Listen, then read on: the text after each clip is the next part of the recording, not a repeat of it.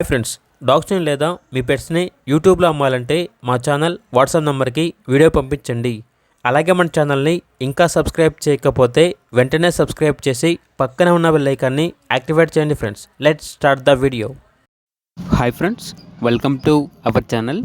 ఈరోజు మీకోసం good quality lab puppies అనేవి అమ్మకానికైతే తీసుకురావడం జరిగింది.